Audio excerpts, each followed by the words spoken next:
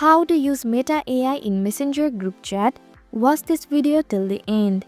First thing first, launch the Messenger app on your phone. Once you are inside, open the group chat where you want to bring Meta AI into the conversation. When the chat opens, look down at the bottom left corner and tap on the plus icon.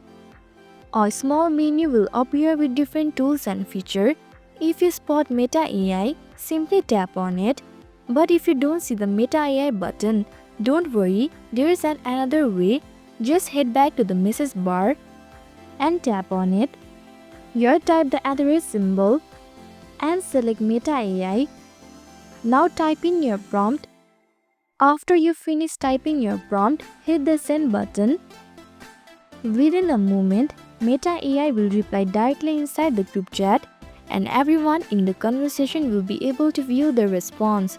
By following this step, you now know how to use Meta AI in Messenger group chat.